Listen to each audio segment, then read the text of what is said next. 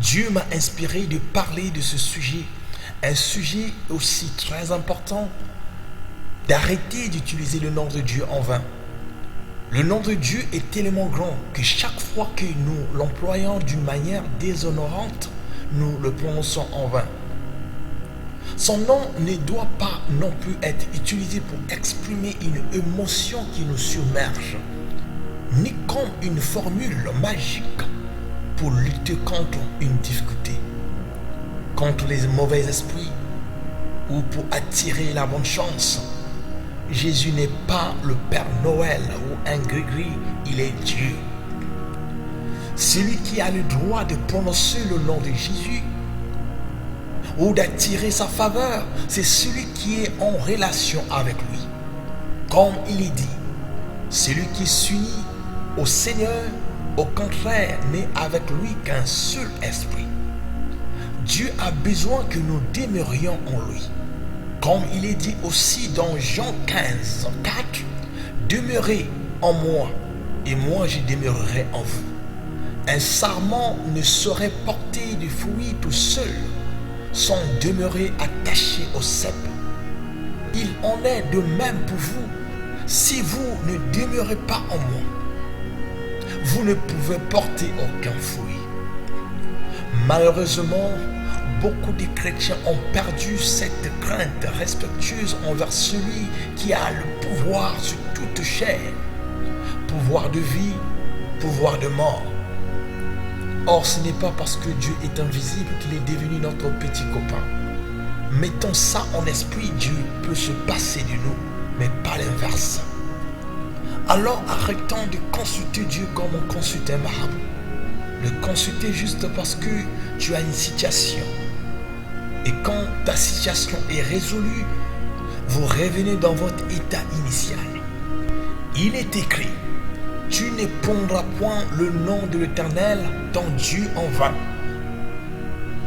Car l'Éternel ne laissera point impuni celui qui prendra son nom en vain. Te voilà toute cette année, tu as été désobéissant envers Dieu. Tu as été païen. Tu n'as pas aimé Dieu comme déclare la parole de Dieu. Tu aimeras le Seigneur ton Dieu de tout ton cœur, de toute ton âme et de toute ta pensée. L'homme ne vient pas à Dieu à cause des intérêts. Mais parce que sans lui, l'homme ne peut rien faire sur terre. Et parce que notre Père Céleste a les paroles de la vie éternelle. Je t'invite de rentrer dans un moment de repentance. Heureux celui dont le péché est pardonné. Heureux l'homme à qui l'Éternel n'impute pas d'iniquité et dans l'esprit duquel il n'y a point de fraude. Implore ton Père Céleste parce que tu as utilisé son nom en vain. Fais connaître ton péché et il effacera la peine de ta transgression. Prions pour demeurer dans l'obéissance et pour attirer sa faveur.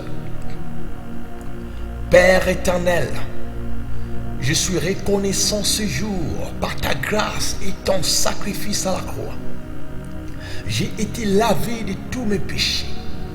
Merci pour le précieux don du salut que je souhaite conserver jusqu'à ton retour, en s'entraînant à rester attaché à ta parole et à rester soumis à tes plans merveilleux pour ma vie. Mon Père, mon Seigneur, je reconnais que j'ai été désobéissant à ta volonté pendant toute cette année. J'ai désobéi à ta voix, tes instructions. J'en suis profondément attristé, mon Père Céleste, et je m'en répands. Je t'ai consulté comme on consulte un marabout. Je n'ai pas eu le respect envers mon Père Céleste. Ainsi je viens à tes pieds avec un cœur sincère, comme tu as dit dans ta parole. Approchez-vous de Dieu et il s'approchera de vous. Nettoyez vos mains pécheurs, purifiez vos cœurs, hommes irrésolus. Quiconque regarde à toi et obéit à ta volonté, il ne sera jamais confus. En te désobéissant, j'ai arrêté de faire de toi mon Seigneur. J'ai décidé une fois de plus de te donner ma vie. Maintenant, ne me rejette pas comme tu as rejeté Saoul, qui n'a pas su attirer ta faveur. Père céleste, que ce ne soit plus ma volonté qui soit faite dans ma vie, mais bien la tienne. Révèle-moi des choses cachées derrière ta parole, ainsi qu'à te faire confiance, peu importe la direction que tu me demandes de suivre, comme David qui a dit: aide-moi à faire de tes exigences la joie de mon cœur, et fais-moi haïr tout chemin qui n'est pas le tien. Seigneur, que tes instructions soient une lampe à mes pieds et une lumière sur mon chantier. Je lis maintenant tout esprit de rébellion qui a pris racine en moi pour m'entraîner loin de ta volonté, et je soumets mon être tout entier à tes pieds. Merci Seigneur de m'avoir secouru. Merci d'avoir frayé dans mon ombre un chemin. Que la gloire du Seigneur subsiste à jamais. Amen.